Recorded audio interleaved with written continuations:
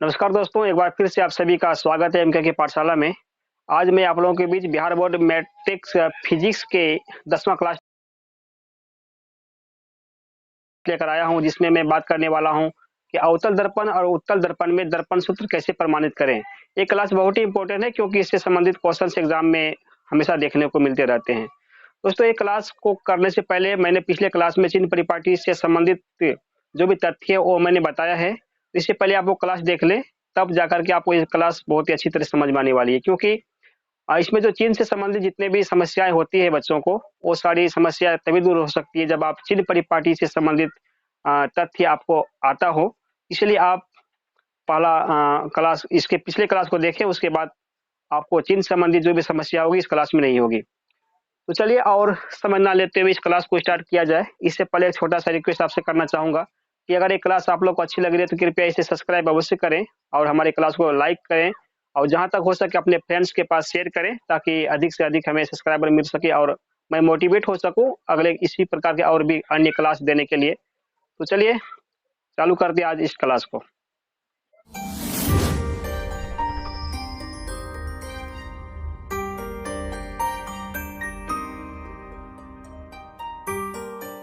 Question लिखो। Question है अवतल अवतल दर्पण में अवतल दर्पण में दर्पण सूत्र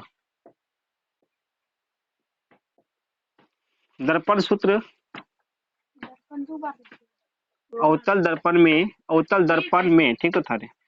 अवतल दर्पण में दर्पण सूत्र प्रमाणित करें। प्रमाणित करें या सिद्ध करें, नहीं, सबका सब मीनिंग एक ही होता है। तो दर्पण सूत्र क्या होता है? दर्पण सूत्र समझना। दर्पण सूत्र का मतलब होता है 1/f बराबर 1/u प्लस 1/v। ये होता है दर्पण सूत्र। यानी कि अवतल दर्पण में इसी चीज को क्या करना है, हमको प्रूव करना है कि 1/f बराबर 1/u प्लस 1/v कैसे होगा, ये निकालना है। आए बात समझ में? इसके लिए क्या करो, सबसे पहले एक अवतल दर्पण बनाना पड़ेगा। देखो ये क्या बन गया, अवतल दर्पण बन गया। इसके पीछे साइड क्या करते हैं हम, रचित कर देते हैं। अब एक मुख्य अक्ष खींचो जो दर्पण के कहां पर जाएगा, ये हमें नाला मत करो, ध्रुव तक गया। और यहाँ पर एक बिंदु किसका होगा, फोकस बिंदु का होगा। एक बिंदु किसका होगा, वक्रता केंद्र का होगा। अब वस्तु को कहां पे रखते हैं, इस स्थान पर रख देते हैं। तो प्रकाशीय किरण इस तरह से मुख्य अक्ष के समांतर जाती है, दर्पण के किसी बिंदु से टकराएगी। कौन सा बिंदु होगा, मान लेते बी बिंदु पर टकराया। इसको ये भी कर लेंगे, इसको रहने देते हैं, चलो बिंदु नामांकन बाद में कर लेंगे। तो इसके टकराने के बाद कहां से होकर जाती है, ऊपर नहीं जाएगा, इसमें ऐसे घुमा हुआ रे, तो पोर से बारह रोशनी नीचे नहीं गिरेगा फिर। उत्तल दर्पण में ऐसा होता था। इसको ऐसे कर देते हैं।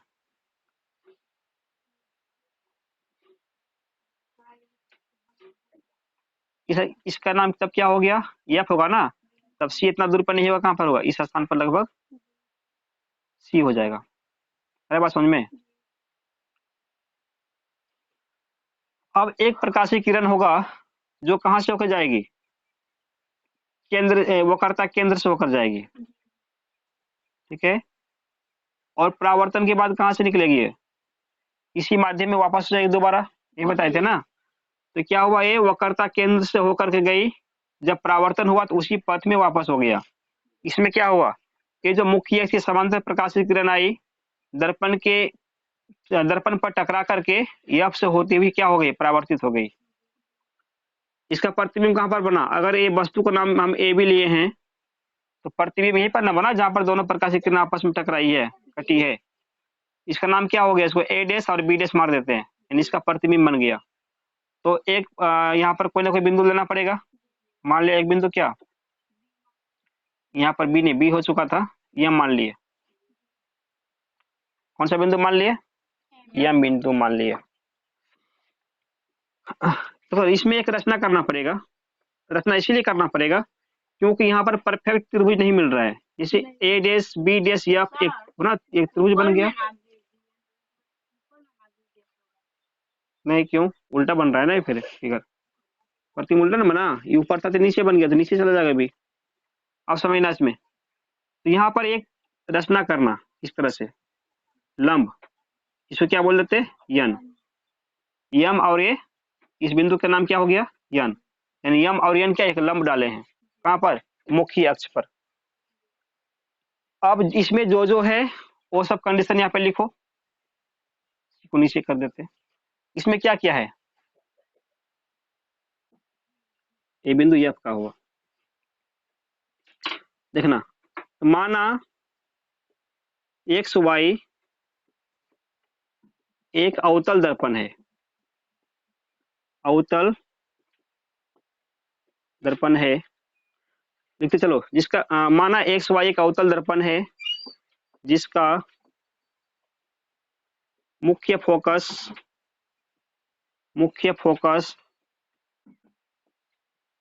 एफ, वक्रता केंद्र सी, मुख्य फोकस एफ, वक्रता केंद्र सी तथा ध्रुव पी है। यहां तक बात सही था? और कुछ है इसमें? और कुछ नहीं है। तो हमें सिद्ध करना है, यह क्या था? प्रमाणित ना। तो हमें प्रमाणित करना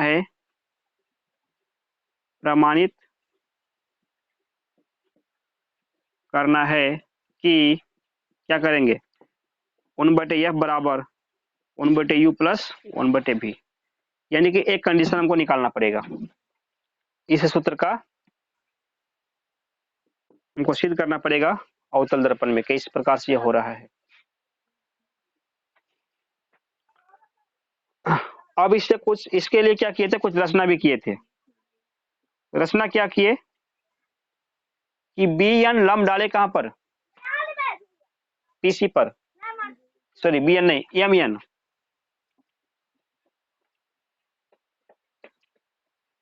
एम एन लंब पीसी डाला,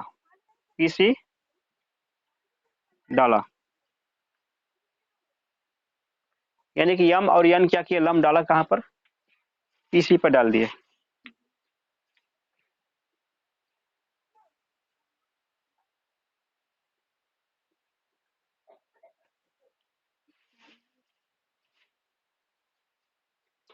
अब यहां पर थोड़ा सा इसका समझो, कुछ पद का काम पड़ेगा।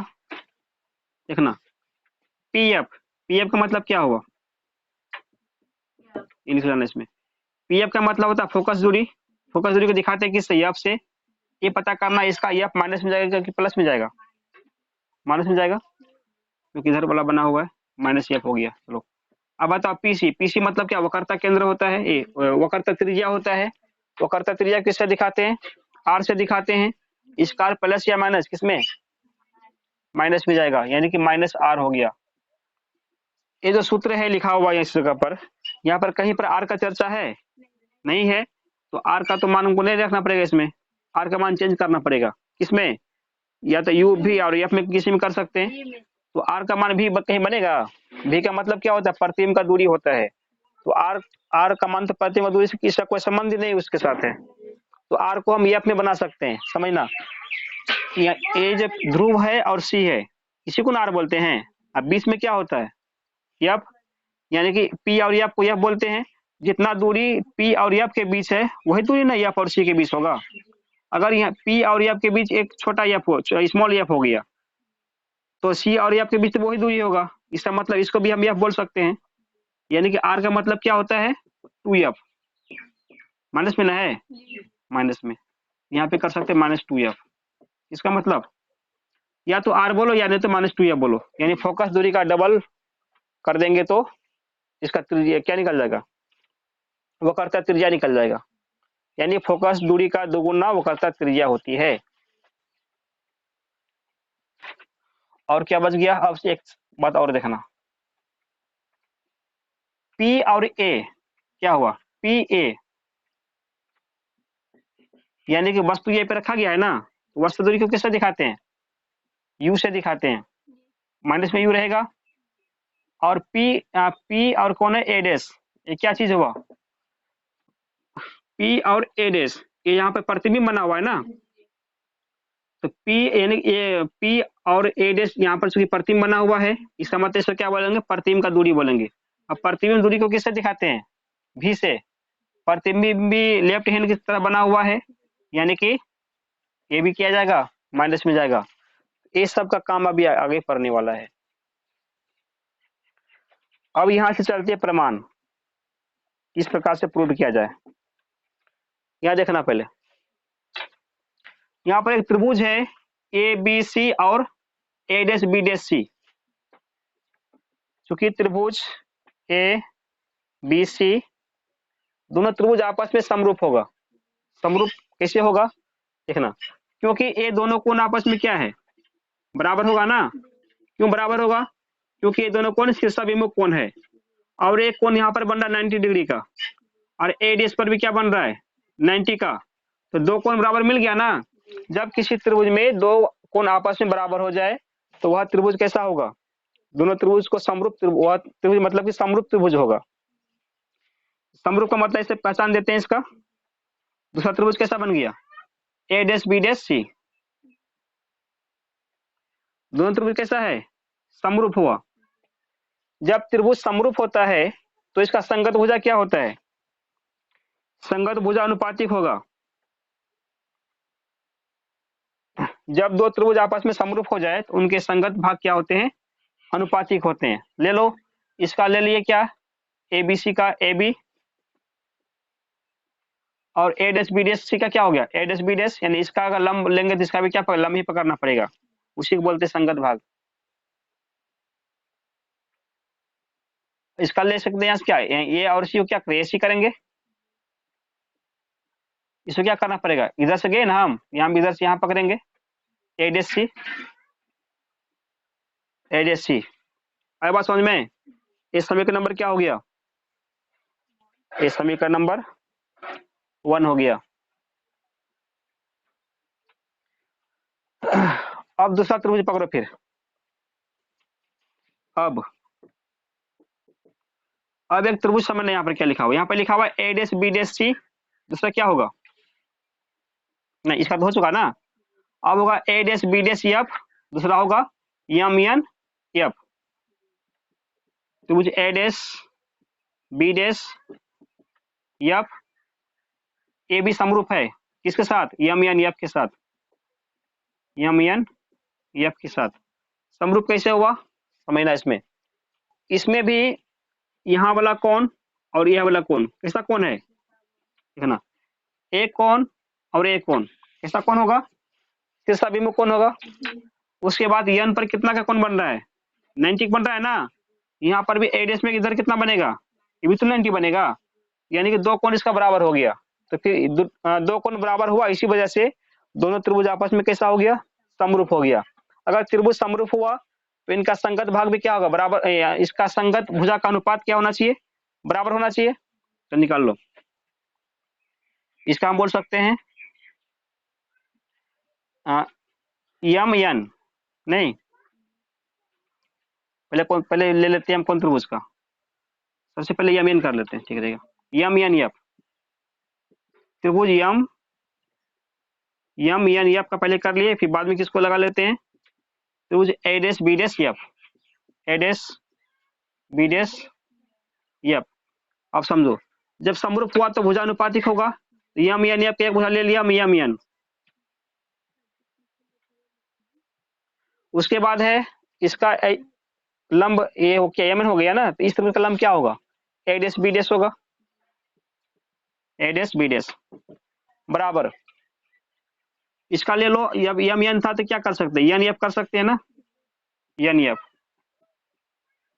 और नीचे क्या होगा, इसका एन सी एफ गए ना, इसका क्या होगा तब ए डैश एफ आना पड़ेगा हमको, ए डैश एफ।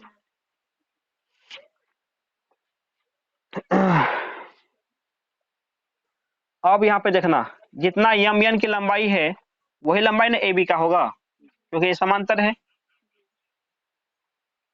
तो एम एन के बदला क्या कर सकते हैं हम, ए बी लगा सकते हैं, ए डैश बी डैश तो यहाँ पे था ही पहले से। और एन एफ के बराबर कुछ होगा क्या, अब इसमें एन एफ के मतलब क्या कर दिए हम, एन एफ के बदला पी एफ कर देते हैं।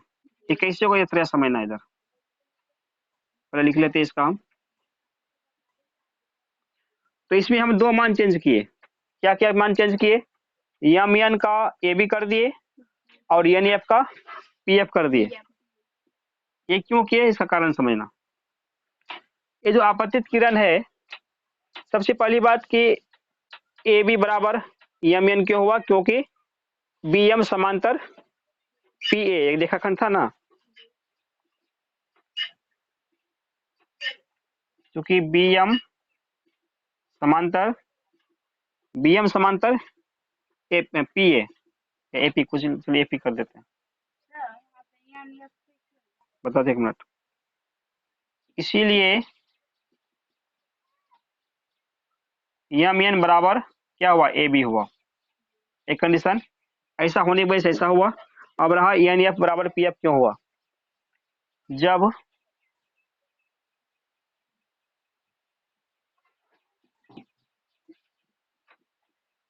जब आपतित किरण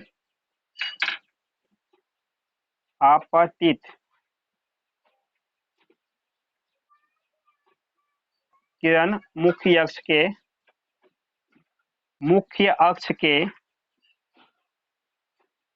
के काफी निकट हो,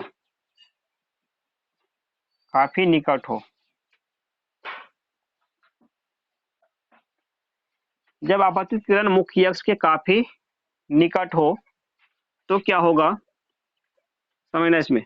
जब मान लो ये जो किरण आया ना बी एम, ये काफी इसमें सटा हुआ रहेगा, तो सटा होने के कारण क्या हुआ, यम तो फिर यहीं पे आ जाएगा ना, इसका जो अभी दूरी यहाँ तक का हुआ, जब यम यहाँ पर ही आ गया तो दूरी कुछ होगा, कुछ दूरी नहीं होगा। फिर जब जगह पर ही एक ही जगह पे दोनों हो गया तो यानी अलग कैसे हो जाए, हो सकता है, क्योंकि जो दोनों के बीच में चौड़ाई था उसी का ना ये माप हम चौड़ाई इसका देख पा रहे हैं। अगर ये पूरा पूरा इसी पे आ गया, ये दूरी बचेगा उसके बीच में, नहीं बचेगा। इसका मतलब जितना मेरा भी एन एफ हुआ वही क्या फिर बाद में बन जाएगा, वही फिर बाद में मेरा पी एफ ही तो बन जाएगा। इसीलिए क्या कर सकते हैं कि एन एफ बराबर क्या होता है, पी एफ हो गया। इसी कंडीशन की वजह से, समांतर होने की वजह से एम एन और बी ए बी बराबर होगा। आपतित किरण काफी निकट अगर होता है ऐसा कंडीशन में एन एफ पी एफ के बराबर होता है, इसलिए दोनों का मान चेंज कर दिया हम, एन एफ का पी एफ में और एम एन का ए बी में। ए समीकरण नंबर क्या हो गया, इसको ए समीकरण नंबर 2 हो गया। यहाँ तक करो, फिर मिटा करना पड़ेगा आगे।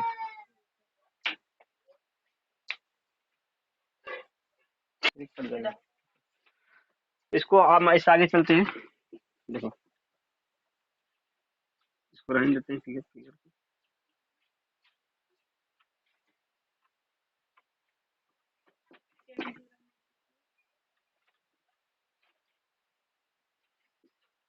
समीकरण 1 और 2 बचा हुआ है, समझना। समीकरण 1 और 2 से क्या होने वाला है, दोनों का लेफ्ट हैंड क्या हो गया, बराबर हो गया है, ए बी बटे ए डैश बी डैश, इसका भी ए बी बटे ए डैश बी डैश। तो हम बता सकते हैं कि समीकरण 1 तथा समीकरण 1 तथा 2 से, तो दोनों का लेफ्ट बराबर, तो राइट भी क्या होगा, बराबर होगा, यानी ए सी बटे ए डैश सी। इसका क्या बचेगा, इसका बचे, हल्ला मत करो, इसका बचेगा पी एफ बटे A dash F, P F बटे ए डैश एफ। ये समीकरण 1 और 2 से आया हुआ है। अब इसमें इसका मान बैठाओ, समझना। सबसे पहले देखो इसका दूरी कैसे फिट करेंगे, और यहाँ पे समझना, यहाँ पर क्या है, एसी, एसी कोई दूरी हुआ, तीन परिपाटी में दूरी हमेशा कहाँ से नापते हैं, एक पॉइंट छूट गया था उसमें, दूरी हमेशा ध्रुव से मापा जाता है। कहाँ से मापते हैं, ध्रुव से मापते हैं। तो AC का दूरी, AC को हम ध्रुव से मिला के कैसे लिखेंगे? लिखना हमको AC ही है, लेकिन नापने के लिए कहाँ से यूज करेंगे? ध्रुव से। समझना आप कैसे मापेंगे। तो AC बराबर क्या होगा? PA मतलब यहाँ तक पूरा हो गया। PA में से PC घटा दो तो AC नहीं बच जाएगा। यानी AC के बराबर क्या लिखेंगे हम? PA minus PC।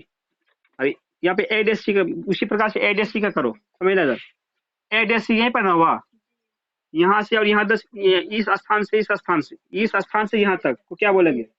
बात क्यों कर रही है? इसको बोलते हैं A डैश और C, ये दूरी हुआ। इसके लिए हम क्या करें? P और C में से P और A डैश को माइनस कर दो, क्या बचेगा? A डैश C बच जाएगा, वो लिखना है। PC minus P A dash, P A dash. यहाँ पे चलो PF तो आराम से, PF में कोई दिक्कत नहीं है, P से ही मापा गया है, तो PF को PF ही रहने देते हैं। और यहाँ पे देखो A डैश F, इसका करो क्या होगा? A डैश F यानी यहाँ से यहाँ तक का दूरी A डैश F हुआ। तो इसका निकालने के लिए P A डैश में से PF को माइनस कर दो, P A डैश में से PF को माइनस कर दो, क्या बचेगा? A डैश ये बचेगा ना। यानी A डैश का मतलब हो गया P क्या था? P A डैश, क्या माइनस करेंगे? PF को निकाल दो उधर। देखो इसी दूरी को क्या किया, सबको हम P से मिला मिला के लिख दिए, है ना। इतना फिट करना पड़ेगा। अब इसका मान जो जो है वहां पे लिखा हुआ वो सामान यहाँ पे पुट करो, लगा लो। ऐसा काम अब नहीं है 1 2 का, समझना। तो PA का मतलब क्या बताए थे? क्या है PA? Minus you. PA मतलब माइनस यू माइनस PC मतलब क्या हुआ? PC मतलब -2F। ये माइनस हुआ, जो माइनस तो ये रहेगा पहले से ही, इसका मतलब माइनस स्पेशल है तो माइनस के साथ वो आएगा। इस माइनस से काम इसको खींच देना, ये अपना अलग माइनस, इसका माइनस अपना अलग है, बटे करो। और जब बराबर 20 में हो तो लास्ट में क्या करना, शुरुआत में क्या करना, और लिखते चले जाना। अब PC का मतलब वही -2F होगा, माइनस P A डैश का मतलब माइनस भी होगा। नहीं देखो भी लिखा हुआ, यहाँ पे चलना। PF का मतलब -F होगा, P A डैश का मतलब -B होगा, PF का मतलब -F होगा, -F होगा। PF का मतलब PF कैसे हो गया? PC का मतलब PF होता है। अरे बात समझ में। अब इसको क्या करना, ब्रैकेट को खोल देना, और यहाँ से हिसाब है, थोड़ा ध्यान से समझते हुए। माइनस यू है, इसको खोलेंगे तो माइनस माइनस क्या बनेगा? प्लस बनेगा। क्या हो गया? +2F बन गया। यहाँ पे करना -2F, माइनस माइनस क्या बनेगा? प्लस का भी। यहाँ पर चलो -F माइनस भी, माइनस माइनस क्या बना? +F। यहाँ तक ठीक है। अब जब बटा बटा रहता क्या करते? त्रिय गुना करते हैं, इसको त्रिय गुना करना पड़ेगा, समझना। तो -U +2F से गुना किसको करेंगे? -B + F से। इसलिए क्या करते हैं, एक एक गुना करते हैं ना।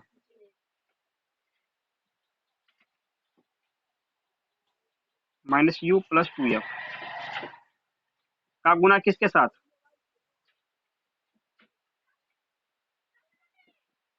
इसका गुना करना पड़ेगा हमको इसके साथ, -B + F, -B + F बराबर। अब समझना, इसका गुना किसके साथ? F के साथ, -2F + B गुना कितना? F माइनस में ना, गुना -F, ठीक है, गुना -F। अब इसको गुना कर देते हैं, पहले एक एक से गुना कर देते हैं। -U गुना भी, माइनस माइनस प्लस, U गुना भी U भी, -B गुना F plus minus minus U गुना F क्या हो गया? UF। ऐसे करो, इसका प्लस इसका माइनस क्या बनेगा? माइनस, 2f गुना भी क्या हो गया 2f भी, इस इतना गुना इतना करेंगे तो प्लस गुना प्लस क्या हो गया, बहुत उतारने दीजिए एकदम, वो जब बोले समझने के लिए तो फिर बाद में बोलेगी नहीं समझे हैं, है ना। जब समझने का काम हो सब समझा करो, जब लिखने का मतलब उसमें लिखना। चलो 2f गुना कितना होगा, f करेंगे 2f गुना f कितना हो गया 2f का स्क्वायर, यानी यहाँ तक का काम कंप्लीट हो गया। अब इसमें काम करो, माइनस एफ से कर लेते हैं, माइनस एफ गुना 2f कितना हो गया, या इधर से भी करो, माइनस गुना माइनस क्या होने प्लस बनेगा ना, 2 गुना कुछ नहीं है 2 रहेगा, एफ गुना एफ क्या हो गया एफ का स्क्वायर, इसका गुना इसमें करो, प्लस इसका माइनस माइनस से रहेगा, एफ गुना भी क्या हो गया भी एफ भी कुछ भी करो भी एफ,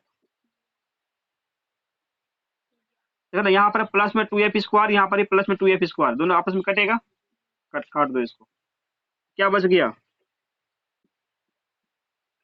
u भी बचा हुआ है, कहीं u भी है क्या, u भी वाला चीज है कहीं पर नहीं है, u भी क्या हो गया अकेले रह गया, यूएफ बचा हुआ, कहीं यूएफ वाला है नहीं है, छोड़ दो इसको, यहीं पर यूएफ नहीं मिला, यूएफ अकेले रह गया, माइनस वी एफ यहीं पर है क्या, माइनस वी एफ कहाँ पर है, माइनस वी एफ है एक, नहीं है क्या, वो क्या वी एफ, ये तो है वी एफ है, वी एफ ठीक तो है, मिल गया है।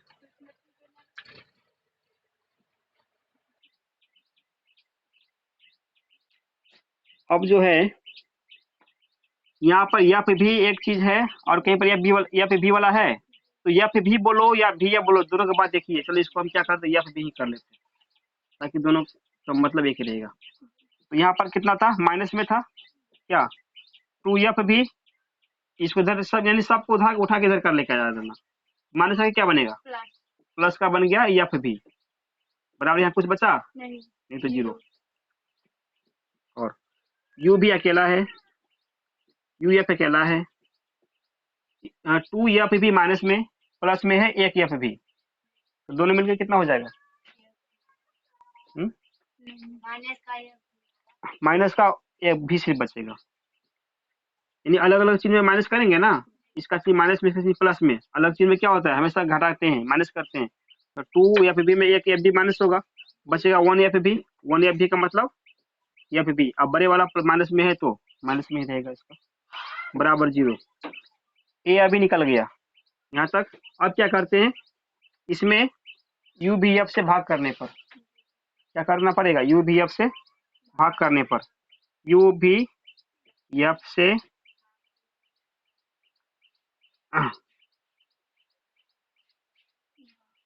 दोनों तरफ करेंगे ना, एक साइड नहीं कर सकते, समीकरण का रूल है, दोनों तरफ क्या करेंगे,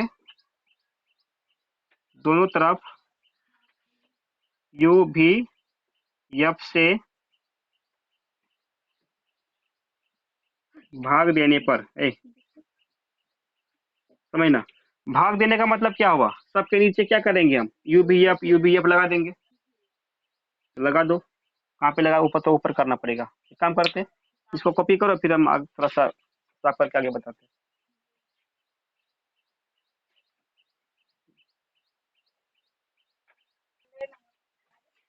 तो देखो और थोड़ा सा बच गया है, लगभग 2-3 लाइन का,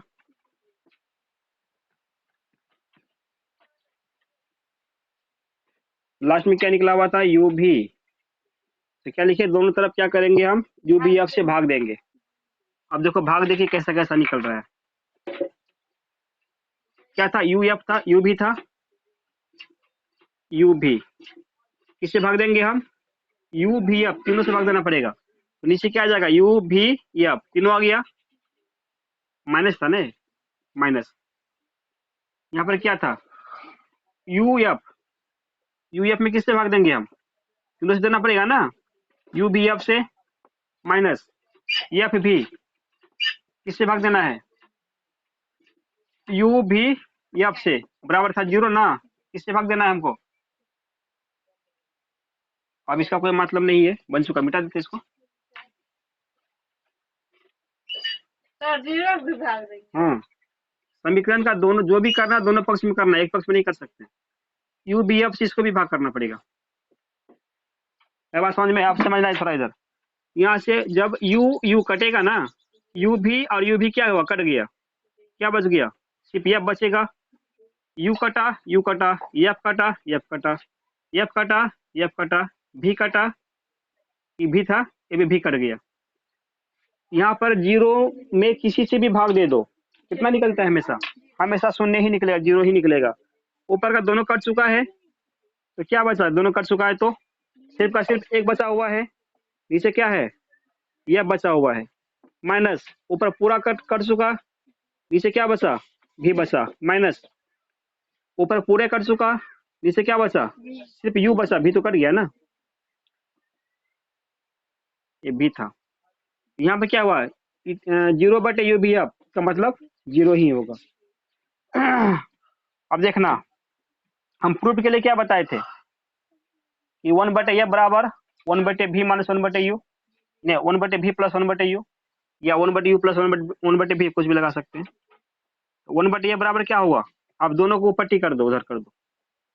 तो पहले किसको करें, किसी को भी कर सकते हैं, लेकिन हम लिखे क्या थे, वन बटे यू पहले किए थे ना, तो फर्स्ट इसको करते हैं, तो माइनस जाके क्या बनेगा, उधर प्लस बनेगा, यानी जीरो प्लस वन बटे यू क्या होगा, वन बटे यू रहेगा प्लस में, इसको भी उधर करेंगे ना, तो माइनस वन बटे भी क्या बनेगा, जा करके प्लस का बनेगा, यानी कि प्लस का वन बटे भी, ये ना को निकालना था, बस यही क्या हो गया, प्रूव्ड हो गया, इसी को निकालना था। आया बात समझ में? इस तरह से किसमें प्रमाणित हो गया, अवतल दर्पण में दर्पण सूत्र प्रमाणित हो गया। साथ साथ क्या करना, देखना ध्यान से, ये सूत्रों को भी क्या करो, अच्छी तरह से याद कर लो। एग्जाम में ऑब्जेक्टिव में सूत्र भी पूछता है, कभी कभी इसमें गलत गलत तरीका दे देगा, कभी या तो माइनस भर देगा, कभी इधर माइनस कर देगा, है बात समझ में? इसी को कुछ ना कुछ परिवर्तित करके पूछ सकता है, याद रहेगा तभी ना मारेंगे। ये फार्मूला को अच्छी तरह से याद रखो, ऑब्जेक्टिव में काम करेगा। तो क्या किया जाए और आगे, कल नहीं मैथ क्या करेंगे,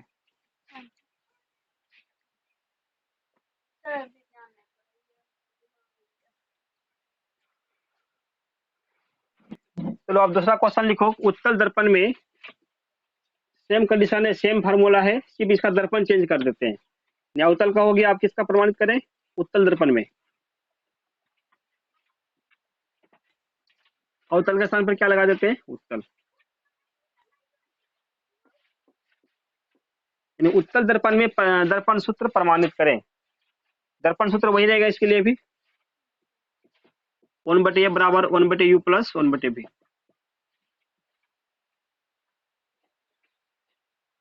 वन बटे ए बराबर वन बटे यू प्लस वन बटे बी, समझना। फिर याद देखो, अब उत्तल दर्पण कैसा बनेगा,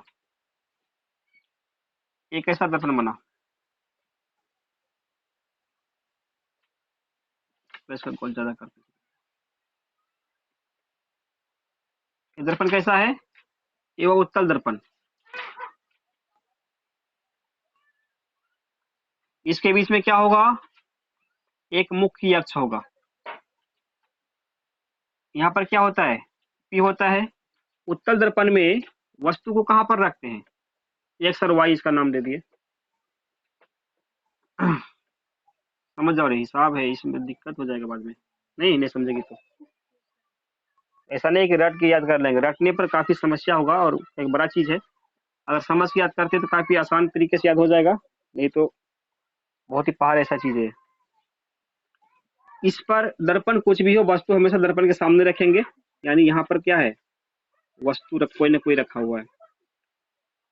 इससे एक प्रकाशीय किरण निकलेगा, जो क्या होगा, मुख्य अक्ष के समांतर होगा, और ये प्रकाश किधर परावर्तित हो जाएगी, ऊपर की दिशा में नहीं होगा, इसे तिरछा प्रकाश उधर ही निकलेगा। प्रकाश किस तरह से क्या हुआ, इसका परावर्तन हो गया। ये प्रकाश कहाँ से आते हुए प्रतीत होगा, उत्तल दर्पण में यह किस जगह पर होता है, और एक प्रकाशीय किरण खींचो जो कहां से, जो वक्रता केंद्र से होकर के क्या होती है, वक्रता केंद्र से होकर जाती हुई प्रतीत होगा। ये हुआ ना, तो इसका किरण क्या होगा, इस तरह से निकलेगा। कहां से, यहाँ पर क्या है, सी है। अब जब दोनों किरण यहाँ पर टकराती हुई प्रतीत होती है, इसी स्थान पर क्या बनेगा, प्रतिबिंब बनेगा। किसका, इस वस्तु का।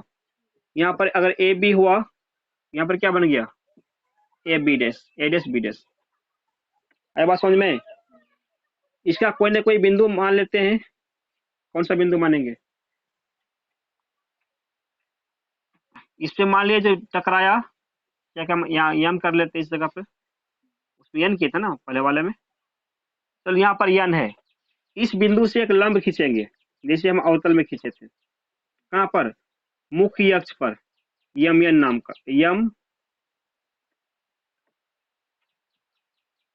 एम और एन क्या हुआ, एक लंब है। कहाँ पर, मुख्य अक्ष पीसी पर है। इस तरह से इसका फिगर बना।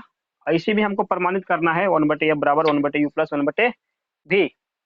चलो क्या क्या लिखे, लिखो इसमें लिखना। माना एक्स वाई एक कैसा है, अवतल दर्पण है। माना एक्स वाई एक अवतल दर्पण है जिसका मुख्य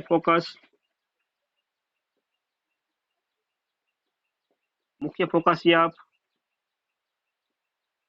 वक्रता केंद्र सी, वक्रता केंद्र सी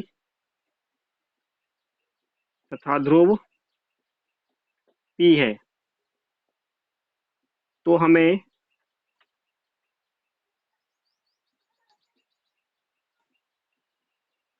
प्रमाणित करना है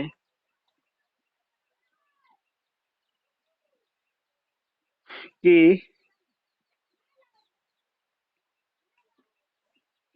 1/f बराबर 1/u प्लस 1/v,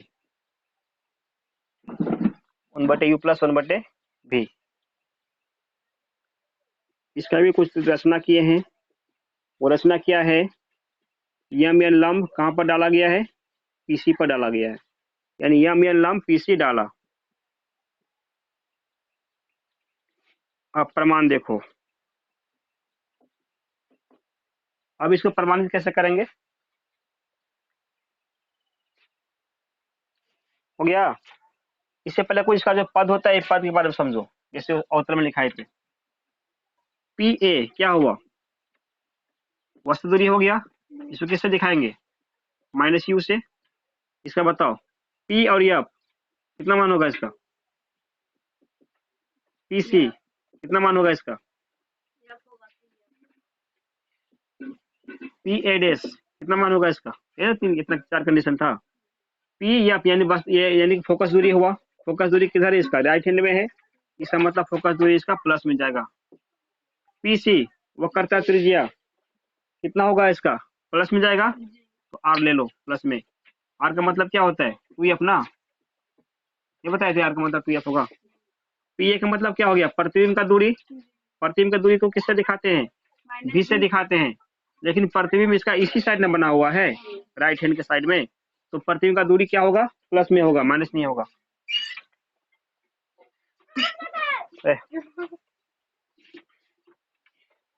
अब प्रमाण में देखो, इसका कौन कौन सा त्रिभुज पकड़ना पड़ेगा, समझना। एक त्रिभुज यहाँ से लेंगे ना, ये त्रिभुज कहाँ तक जाएगा, देखो तो बिल्कुल इसका लाइन यहाँ तक सी तक गया है ना। तो ए बी सी एक त्रिभुज बना, ठीक है। दूसरा त्रिभुज कहाँ से बनेगा, वहां से लो जहां से प्रतिबिंब बना हुआ है। प्रतिबिंब यहाँ पे बना ना, ए डैश बी प्रतिबिंब है। तो ए डैश बी डैश, इसका ये त्रिभुज कहाँ तक होगा, सी तक ना होगा, ए डैश बी डैश सी, ठीक है। चलो, तो त्रिभुज ए बी सी, ये त्रिभुज आपस में समरूप है, ए डैश बी डैश सी। ये समरूप क्यों हुआ, समझ जाओ पहले समरूप क्यों हुआ। ये समरूप इसीलिए हुआ क्योंकि ये देखना, इसका एक तो पहली बात, यहाँ पर 90 का कोण बना हुआ है, तो वस्तु हमेशा लंबवत खड़ा होता है। और यहाँ पर भी क्या हुआ, 90 का बना हुआ है। इसका कोण ए, इसका कोण ए डैश आपस में 90 होने के कारण बराबर हो गया। दूसरा कंडीशन, ए बी सी में कोण सी यहाँ पर मिलता है, बन रहा है ना, और ए डैश बी डैश का भी कोण ए सी बना हुआ है। इसका मतलब ये जो कोण सी है बड़े त्रिभुज के लिए भी काम कर रहा है और ए डैश बी डैश यानी छोटे त्रिभुज के लिए भी काम कर रहा है। तो ऐसा कोण जो दोनों में काम करे उसको क्या बोलते हैं? उभयनिष्ठ कोण बोलते हैं। तो इसलिए उभयनिष्ठ कोण सी हो गया, यानी कि त्रिभुज ये जो कोण है ए बी सी के लिए भी काम किया और ए डैश बी डैश सी के लिए भी काम किया, दोनों के लिए हो गया ना। उभयनिष्ठ कोण होने से भी क्या होता है, दोनों कोण बराबर हो गया। इस वजह से दो कोण बराबर मिला तो समझ जाएंगे त्रिभुज कैसा हो गया, समरूप हो गया। तो समरूप होने से क्या बताए थे, इनका संगत भुजानुपातिक होगा। तो संगत भुजा क्या होगा इसका, ए बी, और इसका संगत भुजा क्या हो गया, ए डैश बी डैश। उसके बाद फिर चलो एक भुजा पकड़ो, इसका क्या होगा, ए से लेकर के सी तक ना हो जाएगा, ए सी बोलेंगे इसको।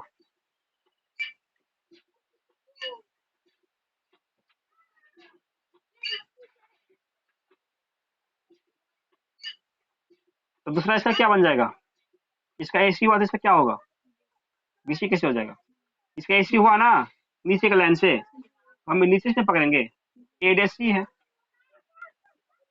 ए डैश सी। इस समीकरण नंबर 1 हो गया। तो यहाँ तक जल्दी कॉपी करो, जिसका जिसका बच्चा करो।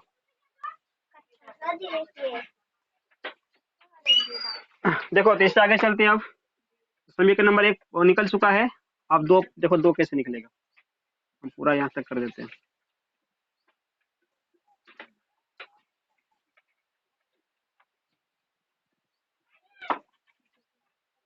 समझो, अब एक त्रिभुज पकड़ो, एक तो एबीसी और ए डैश बी डैश सी हो चुका है।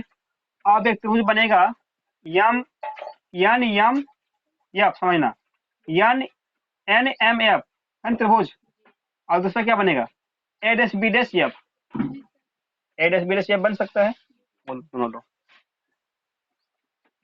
अब त्रिभुज यन एम एफ, ये दोनों भी आपस में समरूप होगा, ए डैश बी डैश एफ, ए डैश बी डैश एफ। समझे समरूप कैसे हुआ, कंडीशन होना चाहिए ना।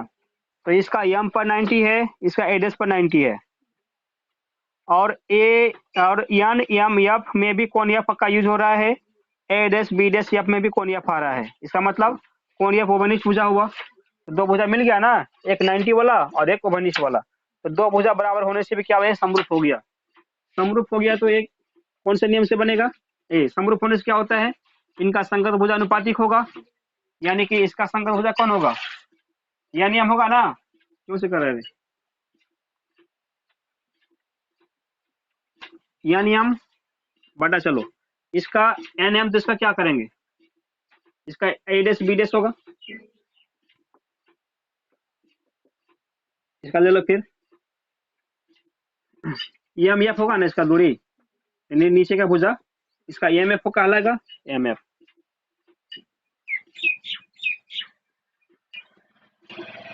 और इसका क्या कहलाएगा, ए डैश एफ कहलाएगा, ए डैश एफ कहलाएगा, ए डैश एफ। हाँ वो भी चलेगा, जैसा यूज हमेशा कर रहे हैं वही सेम सेम लगा दिए। इस समय अभी देखो ना, इसमें कुछ चेंजिंग करेंगे, क्या चेंजिंग क्यों करेंगे, क्योंकि अभी इसका कोई भी पक्ष नहीं मैच कर रहा है, राइट, इसका लेफ्ट हैंड मिला ही नहीं, इसके साथ नहीं मिला ना, ए डैश बी डैश पे मिला, लेकिन यह नियम यहाँ पर ए बी तो नहीं मैच किया। तो ये नियम को हटाओ, क्या लगा लो, ए बी लगा लो। ऐसा क्यों लगा रहे हैं, ए बी बटे ये अलग सेम का सेम कर लेना। इसका वही कंडीशन था, ये समांतर रेखा थी दोनों आपस, ये जब समांतर रेखा हुआ जितना ये नियम होगा वही उतना ही क्या होगा, ए बी का लंबाई होगा। अब समझना एम एफ का भी मान चेंज करना पड़ेगा, क्योंकि एम एफ कहाँ से है, बिल्कुल बी से है, पी से नहीं ना हुआ, तो मान हमेशा पी तक से ही हमको रिलेशन बताना पड़ेगा। पी से संबंध करने के लिए क्या करना पड़ेगा, एम एफ को क्या करो, पी एफ लगा लो, यानी कि एम एफ का स्थान पे क्या करेंगे, पी एफ करेंगे। ऐसा क्यों किए, यानी एम एफ बराबर पी एफ होता है, कैसे होता है पहले बताए भी थे, और इसका भी समझ जाना।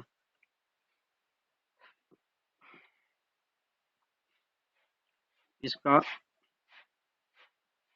या इस सामने लिख देते हैं हम, चूंकि ये जो था क्या ए बी क्या था बी एन, ये देखा बी एन ना हुआ, बी एन समांतर है किसके साथ, एसी के साथ, इस समांतर था इसीलिए एम एन बराबर ए बी हुआ, बराबर ए बी हुआ। इस कॉन्सेप्ट से क्या हुआ, समांतर होने के कारण ये बराबर हुआ। चलो एन एम और ए बी का तो मान क्लियर हो गया ना।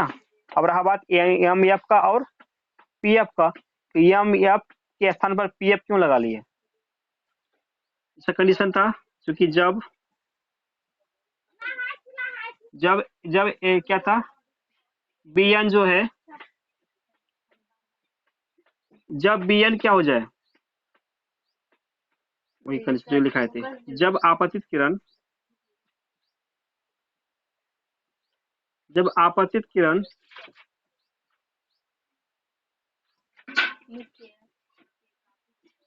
आपतित किरण मुख्य अक्ष के क्या हो, जब आपतित किरण मुख्य अक्ष के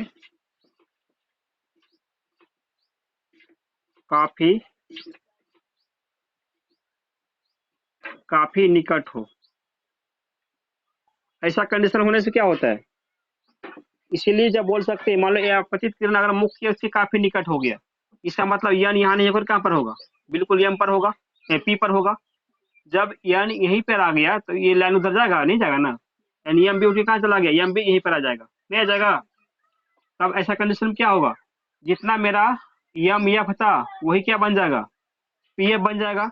यानी इसको नीचे आने से यम पी से अलग नहीं होगा, बल्कि यम जो है पी के ऊपर ही आ जाएगा। जब पी के ऊपर यम आ गया तो चाहे एम एफ बोलो या पी एफ बोलो, बात एक ही ना होगा। इसीलिए हो गया एम एफ बराबर क्या, पी एफ। ऐसा समझे बात। इसलिए क्या किया हम एम एफ को हटा दिए, उसके स्थान पर क्या लगा लिए, पी एफ लगा लिए। अब समझना, अब समीकरण नंबर इसको लगा लेते हैं नंबर 2। अब समीकरण 1 और 2 की तुलना करो, इसमें क्या पता चलेगा, इसमें पता चलेगा कि दोनों का लेफ्ट हैंड क्या हुआ, बराबर हुआ। 1 और 2 से जब तुलना करेंगे तो राइट हैंड क्या होगा, इसका बराबर निकलेगा। यानी कि समीकरण 1 तथा समीकरण 1 तथा 2 से देखना, समीकरण 1 में क्या था, ए बी बटे A dash B dash, A B बटे ए डैश बी डैश, ठीक है। मिस कर गया लेफ्ट हैंड इसका, तो राइट हैंड लो इसका, ए सी बटे ए डैश सी, ए सी बटे ए डैश सी। इसका राइट क्या हुआ, पी एफ बटे A dash C F, P F बटे ए डैश सी एफ। बात समझ में, इसको अब मिटा देते, इसका कोई काम नहीं है। हमको इनसे सोल्व करना है। अब इनका भी संबंध किससे दिखाएंगे हम, पी से दिखाएंगे। ए सी, ए सी कहाँ गया, ए और सी यहाँ ना गया, पी से दूरी नापे नहीं नापे ना, यानी दूरी कहाँ से मापते हैं हम, हमेशा पी से मापते हैं। तो ए सी को पी से कैसे संबंध स्थापित करेंगे, देखना। तो ए सी को बोल सकते हैं ना P A plus P C, दोनों भाग मिला के पूरा ए सी नहीं हो गया, तो ए सी को बोल सकते हैं P A plus P C. अब इसका बोलो एडेस सी का माप करो, कहाँ से होगा, देखो एडेस सी यहाँ चला गया ना, यहाँ तक का दूरी हुआ एडेस सी। इसको अब कैसे मापेंगे एडेस सी को, यानी कि पी सी में पी एडेस माइनस कर दो, पी सी में क्या घटा देंगे, पी एडेस, क्या नीचे एडेस सी है ना, हाँ पी सी घटाएंगे तभी ना होगा, ना पीसी, पीसी का मतलब ए यहाँ से लेकर यहाँ तक हो गया, यहाँ तक, यहाँ से यहाँ तक में पी एडेस मतलब यहाँ तक को घटा देंगे, तब नहीं यहीं तक मेरा बचा हुआ रहेगा। यहाँ का दूरी क्या हुआ है, एडेस सी है, एडेस सी का मतलब हुआ पी सी माइनस पी एडेस, लिखेंगे उसको ना, पी सी माइनस पी एडेस। ये बता समझ में कैसे इसका मतलब हो गया। एक बार कॉपी से घर में बैठ के क्या करना, रिवाइज करना, अपने से मिलाने की कोशिश करना, कैसे कैसे कहाँ पर क्या किया गया है, तब समझ में आने वाला है। नहीं अब समझो, इसमें पी एफ बराबर देखो पी एफ कहाँ गया, पी एफ यहाँ से यहाँ तक ना हुआ, पी एफ तो खैर पी से तो है ही, तो कोई दिक्कत नहीं है, पी एफ रहेगा। जो जिसका संबंध पी से नहीं है सिर्फ उसको ही हम चेंज कर रहे हैं। एड एस एफ, इसे पी नाम का नहीं ना कुछ भी है, इसका भी बदलना पड़ेगा। एड एस एफ कहाँ गया, दिमाग लगाना, एड एस एफ यही इतने दूर ना हुआ है, एड एस एफ। अब इस दूरी को क्या बोल सकते हैं, पी एफ, पी एफ घटा पी एड एस, नहीं यानी इतना पी एफ में पी एड एस को निकाल दो तब तो एड एस एफ बचेगा, P F minus P AD S.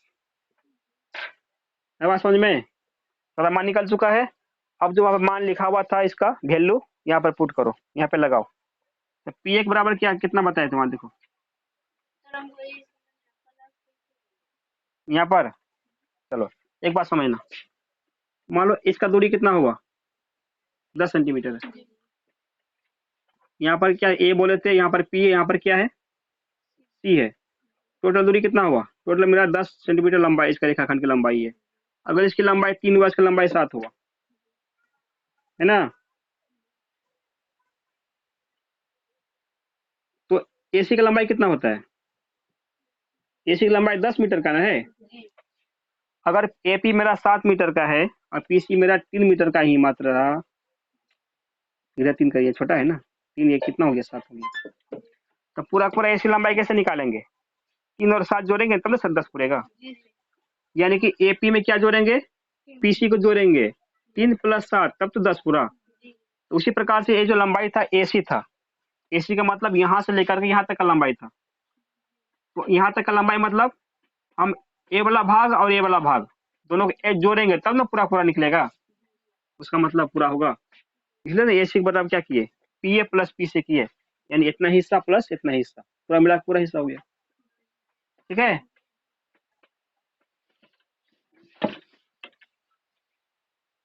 अब देखना पी एक बराबर क्या है, माइनस यू है, लगा लो, प्लस पीसी बराबर क्या हुआ, प्लस में 2f होगा, प्लस में 2f, पीसी से लो, पीसी मतलब वही 2f होगा, पी एडेस का मतलब प्लस में माइनस में भी, प्लस में भी हो गया, माइनस था ना पहले का वो तो रहेगा ही, पी एडेस का मतलब प्लस का भी होता है, सिर्फ भी लिख दिए, नहीं ब्रैकेट में क्यों करें, पी एफ का मतलब प्लस का एफ, और पी यहाँ पर भी तो पी एफ है तो क्या होगा प्लस का एफ ही रहेगा, माइनस पी एडेस का मतलब भी, प्लस का भी मतलब सिर्फ भी लिख दिए। अब इसका फिर क्या करना है, फिर ये गुना करेंगे, क्रॉस मल्टीप्लाई जिसको बोलते हैं वो करना पड़ेगा। तो एक काम करो, इसमें तो आएगा नहीं, हम ऊपर से एक ही बार में कर देंगे, पहले यहाँ तक कॉपी कर लो।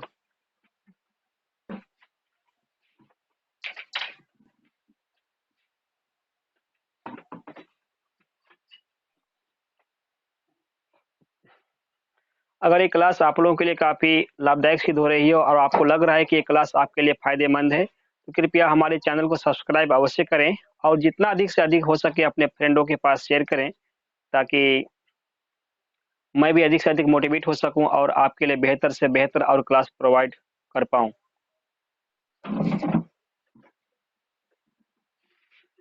आप फिगर को मिटा देते हैं, उसका कोई अभी काम यहाँ पर नहीं है, नहीं फिगर क्या काम पड़ेगा, सारा काम उसका हो चुका है, और इसी से गुना करेंगे और फिर यूबीएफ से भाग दे देंगे।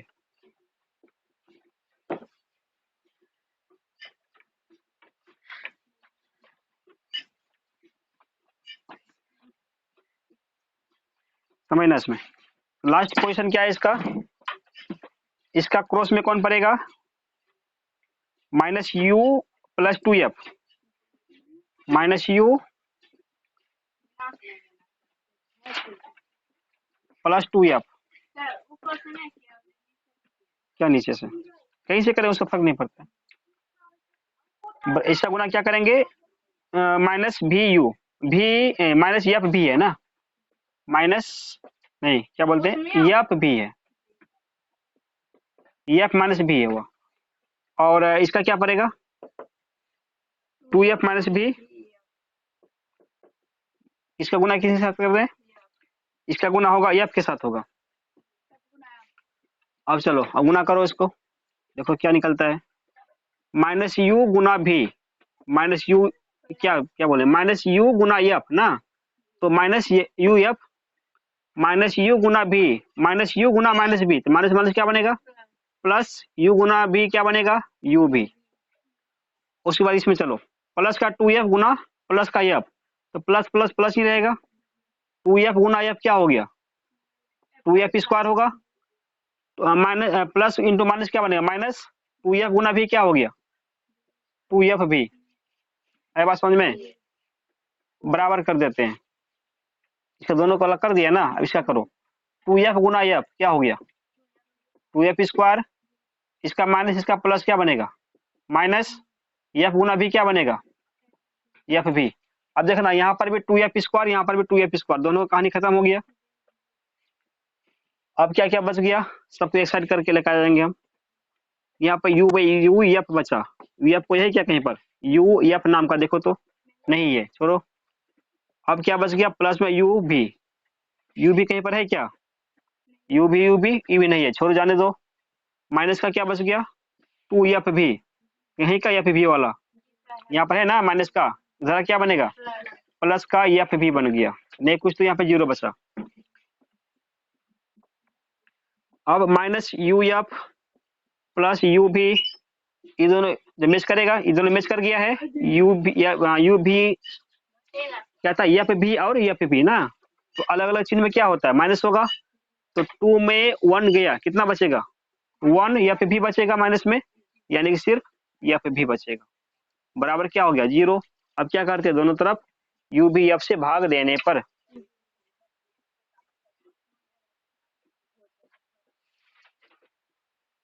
यू भी एफ से, यू भी एफ से क्या करने पर, भाग देने पर। अब समझना, इसका भी काम नहीं है। अब यू बी एफ से भाग दे दो, यानी कि क्या था मेरा, माइनस में यू एफ था, भाग क्या करेंगे, यू भी एफ, प्लस यू भी, भाग क्या करेंगे, यू भी एफ, ये भी क्या होगा, माइनस यू भी एफ, बराबर क्या हुआ, 0। अब समझना, यू गया एफ गया एफ गया, ठीक है, यू गया भी गया और भी गया, एफ गया भी गया भी गया, तो क्या क्या बच गया, यहाँ पर ऊपर 1 बचा, नीचे क्या बचा, सिर्फ भी बचा, प्लस यहाँ पर क्या बचा, 1 बटे यह बचा, ये माइनस था ना, हाँ, यहाँ पर क्या बचेगा, माइनस 1 बटे यू बचा, बराबर क्या हो गया, 0। हमको निकालना क्या चीज था, 1 बटे एफ बराबर 1 बटे यू माइनस 1 बटे यू प्लस 1 बटे एफ। अब समझो इधर लास्ट पोजीशन है, तो 1 बटे एफ किधर रखे थे हम, इस साइड रखे थे ना, लेफ्ट हैंड में, तो 1 बटे एफ को रहने दो, यानी 1 बटे एफ को रहने दो, बराबर। अब समझो, यानी कि लेफ्ट हैंड में सिर्फ 1 बटे एफ ही था और कुछ नहीं था, ये तो ये चीज एक चीज को रहने दिए जो 1 बटे एफ था, अब बराबर दे दिए, इसका मतलब दोनों का दोनों किधर जाना चाहिए, राइट हैंड में जाना चाहिए, तो यू 1 बटे यू को उधर करो, तो माइनस क्या बनेगा, प्लस 1 बटे यू। अब इसको भी उधर करना पड़ेगा, तो माइनस 1 बटे भी क्या बनेगा, जाकर के प्लस का बनेगा, यानी प्लस का 1 बटे भी, इन्हें को प्रूव करना था, बस बन गया, बस प्रूव हो चुका। इस तरह से आज क्या क्या हुआ, अवतल दर्पण में दर्पण सूत्र और उत्तल दर्पण में दर्पण सूत्र। इसी के साथ आज का क्लास यहीं पर क्या करते हैं, रोकते हैं, इससे आगे कल चलेगा। चलो ठीक है।